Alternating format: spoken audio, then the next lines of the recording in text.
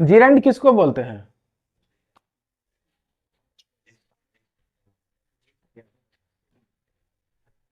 ING लगता है तो जिरंड बन जाता है, यही ना?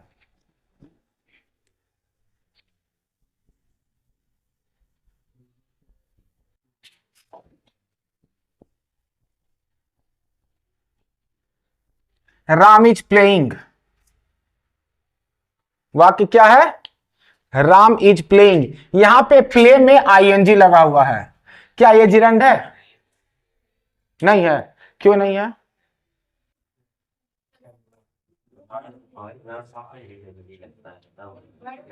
अगर कभी कोई पूछ दिए कि जिरंड किसको बोलते हैं तो केवल यही बताओगे कि आईएनजी लगता है वर्ब में तो जिरंड बन जाता है, पूरा न बताइएगा।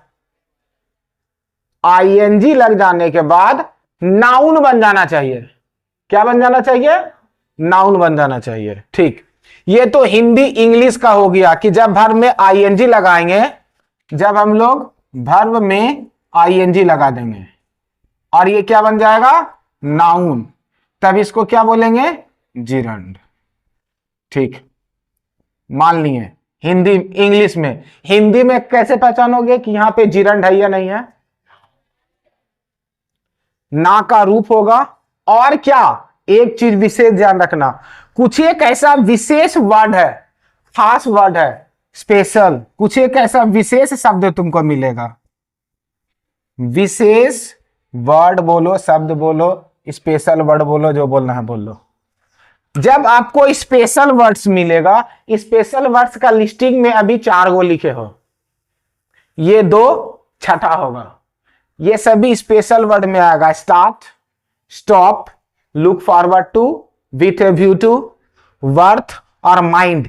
इन सभी के बाद अगर कभी भी वर्ब आएगा तो वो हमेशा आईएनजी लेकर आएगा।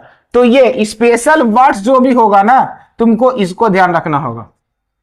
अगर इसको ध्यान रखे कि इन शब्द के बाद ही जिरंड आता है, अगर वो नाउन, अगर वो वर्ब होगा तब वो जिरंड के रूप में आएगा। ऐसा नहीं कि कहीं भी लगा देना। वर्थ आएगा, वर्थ के बाद अगर तुमको कोई वर्ब लिखना है तो ही जिरंड का रूप लेगा।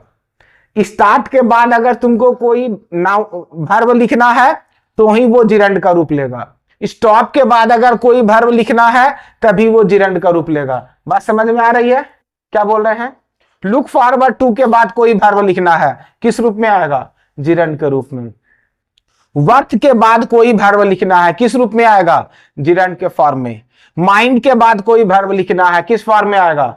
जिरंड के रूप में। ध्यान दीजिए, this book is not worth. Worth का मतलब क्या होता है? लायक। वर्थ के बाद रीड वर्ब है ना, वर्थ के बाद हम वर्ब लाए हैं, किस रूप में आएगा? जिरंड के रूप में। Reading, this book is not worth reading. यह किताब पढ़ने लायक नहीं है, यह किताब पढ़ने लायक नहीं है। अगला देखिए, माइंड। माइंड का मतलब आपत्ति होना। अक्सर हम लोग बोलते भी हैं जनरल लाइफ में भी, आई डोंट माइंड बोलते हैं ना। माइंड का मतलब आपत्ति होना, मुझे कोई आपत्ति नहीं है। आई डोंट माइंड, मुझे कोई आपत्ति नहीं है, मुझे कोई परेशानी नहीं है। देयर, माइंड के बाद क्या आएगा? जिरंड आएगा। वर्ब का यूज किए हो कम, कमिंग हो गया, जिरंड का रूप ले लिया।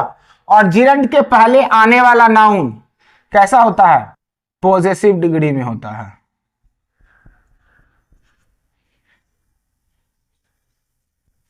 पॉजेसिव डिग्री में होता है, इस चीज का ध्यान रखना। यहां क्या हो गया? देयर तुमको 2 तरीका से एरर करके देगा, ज्यादातर यहां पे देगा। देयर नहीं देगा, दे लिख देगा या देम लिख देगा, देयर कभी नहीं देगा। कमिंग हियर, हिंदी करो। मुझे कोई आपत्ति नहीं है उन लोगों के यहां आने का, मुझे उन लोगों के यहां आने का कोई आपत्ति नहीं है। आज कितना हुआ? 6।